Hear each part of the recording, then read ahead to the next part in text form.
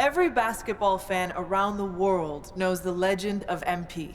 Son of Prince, grandson of Truck, fearless competitor, tireless worker, winner. And while the seeds of all of this were planted long before I met him, the MP that I met was, in many ways,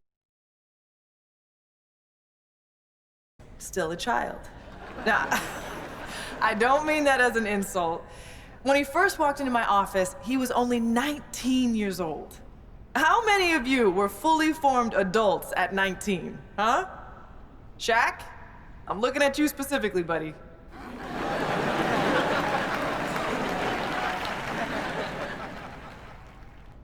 Now, what do I mean when I say he was a child?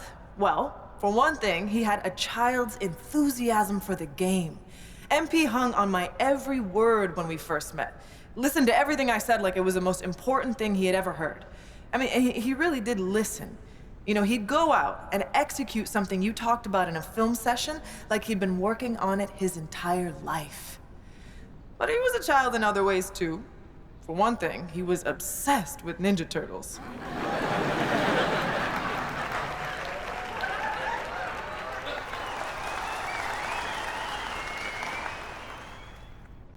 I'm serious. He had the figurines and everything. He said they'd be worth a lot of money one day, but I'm pretty sure he played with them when no one was watching.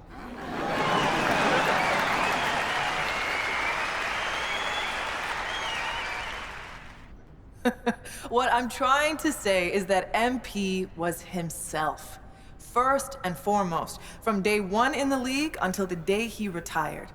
And while he did a lot of growing up over the years, that boyish enthusiasm for the game never left him.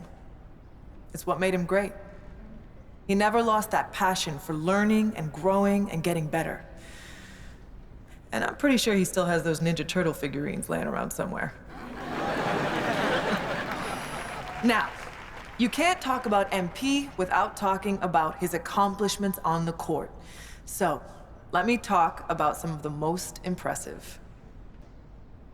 He has won more MVPs than the great Kareem Abdul-Jabbar. Kareem has 6 MVPs. Do you know how absurd it is to top that? Look, I could go on and on about the greatness of MP, but I know he likes to do that too. So, rather than step on all of his toes, allow me to introduce the man you are all here to see, the legend, the GOAT, MP.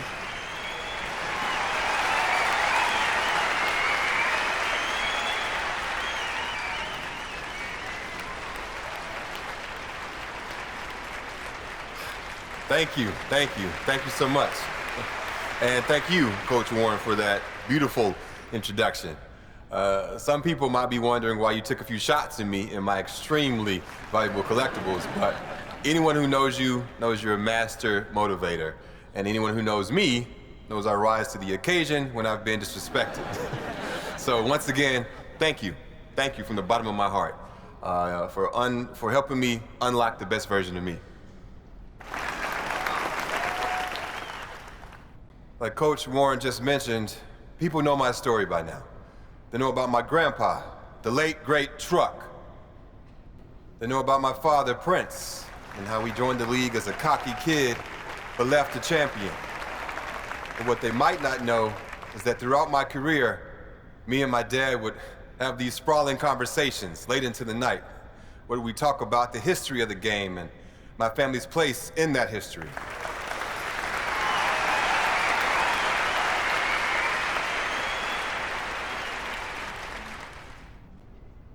One of my favorite memories from those conversations was the time my dad told me the story of my grandpa's first NBA game.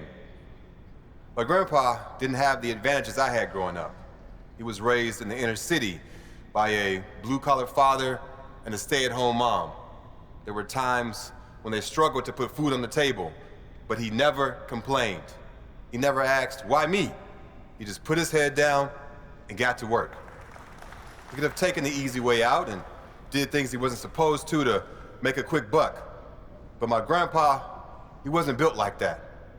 He had love in his heart, and he wanted to make his parents proud. Now, don't get me wrong. If you mess with him or someone he loved, hey, well, trust me, you didn't want to do that. When it came time to fight for what was right, he never backed down. And that's the kind of ball player he was. He didn't have the most skill, but he had the most heart. He fought for a spot in the NBA like his life depended on it. Through sheer force of will, he got drafted by the Celtics in the 3rd round. He was sent to a minor league team to start his career, but he stayed ready. And it's a good thing that he did, because he only had 24 hours from the time he was called up to the time he had to guard Magic Johnson. And what did he do? He shut him down when everyone expected him to fall on his face. Nah, my grandpa, he rose to the occasion. I'll never forget the pride I saw on my father's face when he told me that story. He knew that if it wasn't for my grandpa's fierceness, loyalty, and unwavering belief in himself, neither of us would be where we are today. I love you, Grandpa. Thanks for everything.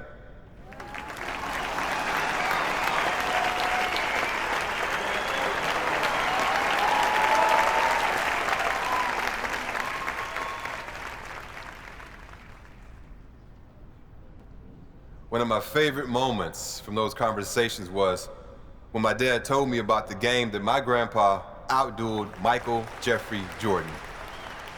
Everyone remembers Truck as a defensive force, a great locker room guy, a valuable veteran mentor who showed young guys the ropes. But what most people don't remember is that the man could hoop. And that wasn't his strength, but when he felt like the team needed it, he wasn't afraid to get into his bag. If you don't believe me, watch the game. For those who need a refresher, the Pistons lost their first 3 matchups with the Bulls that year, and Coach Daly was sick of it. So during the 4th game, when MJ went out for 11 of the Bulls' first 12 points, my grandpa got the call to come in and knock MJ around a little, bad boy style. But Grandpa had other plans. He knew that what the team needed that day was for someone to go toe-to-toe with his airness. And by the time the dust settled, defensive stalwart Truck had outdueled the great Michael Jordan. The thing that I love about that story is that it shows a side of my grandpa most people didn't get to see. He sacrificed for his family, and he was a really serious guy, but he loved life, and he loved the game of basketball. And every once in a while, that fun-loving guy would come out of his shell and show the world that you can't pigeonhole someone, no matter how well you think you know them. One of my favorite memories from those conversations was the time that my dad told me about his first game against the late, great Kobe Bryant. People might remember that my dad was on fire that game, and you might expect him to be proud of that. But it turned out to be the worst thing for him, because it gave him too much confidence. You need to believe in yourself to make it in this league, for sure. But the flip side to that is you have to stay hungry. And sometimes, when you get early success, it can go to your head. That's what happened to my dad. He took his foot off the gas and was left behind. For a little while, anyway. The great thing about this story is it ends in triumph. Rather than whine and sulk his way out of the league, he got his head screwed on straight, got to work, and ended his career a champion. Growth isn't linear. When you think things can only go up, they go down. And when you think things can only go down, hey, they go up. My dad learned that the hard way, but he learned it. And that perseverance is something I'll always respect about him. One of my favorite memories from those conversations is when my dad told me about shutting down the great LeBron James in the NBA Finals. I love you, LeBron, don't get me wrong, but this is my moment, so I gotta tell this story.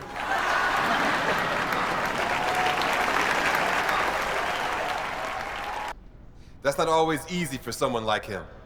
My dad could hoop. He had everything in his bag. But the proudest moment of his career was Game 4 of the Finals, when he used every last ounce of energy he had to shut down the greatest player on the planet. And again, I'm sorry, LeBron, but he held King James to under 10 points. Do you understand how wild that is in that moment? Lots of people still think he's some brash kid with no respect for the game. But those who knew him and love him like I do understand that he's a human being, one who learned from his mistakes and came out on the other side a better ball player and a better human being.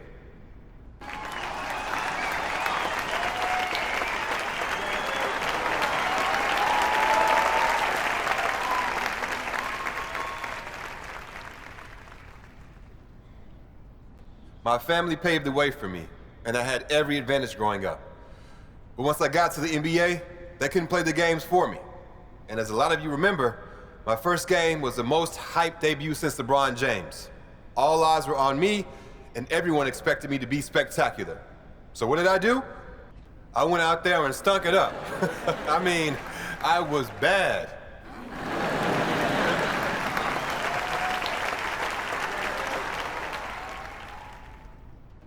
People don't think of me that way now, obviously. I've had a lot of success, or I wouldn't be here. But in that moment, I was nervous, sweating, shaking, scared. It just goes to show, people you look up to, people you think are invincible, we failed more times than you can imagine. If you want something bad enough, don't let failure stop you. Learn from it, and you grow. And if you keep working, you'll reach your goal. One of the most important things you can do if you want to have success is to set goals. And me, being who I am, I set some pretty lofty ones for my rookie season. I wanted to be the first player in NBA history to win Rookie of the Year, MVP, a championship, and Finals MVP. I might have fallen short of that, but Rome wasn't built in a day. And I think I did pretty well for myself, all things considered. So don't be too quick to judge someone who's just starting out. You never know what they'll end up.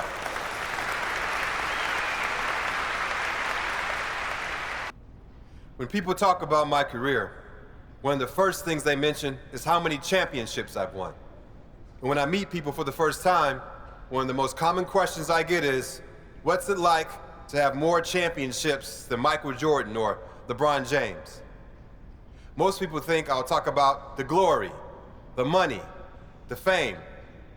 But when I think about those championships, I think about the people I shared those moments with.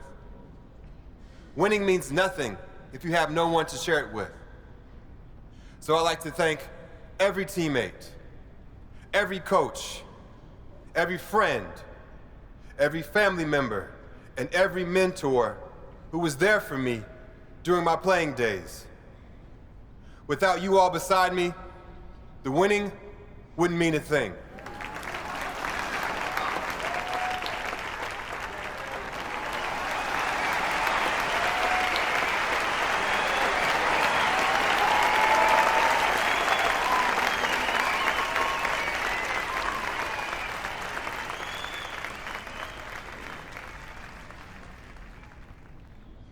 I don't want to take up too much of your time, but I do want to touch on this GOAT discussion that's been making the rounds after a couple of high-profile pundits have named me the best to ever do it. On the one hand, it's flattering. When you work as hard as I do at something like this, of course, a part of you wants to be the greatest. But what a lot of people in my situation won't admit is that so much of what I've accomplished comes down to luck. Yes, I made the most of my situation. But if I'm 5'0", basketball is completely off the table for me. I got lucky with my genes, lucky with my family, and lucky to be born where I was, when I was. So if you consider me the GOAT, well, I appreciate that. I'm proud of that. But to all the people in the world who can't do what I do, who aren't rich or famous, I want you to know that you're loved for who you are by the people who matter most. And that's way, way more important than anything you can do on the basketball court.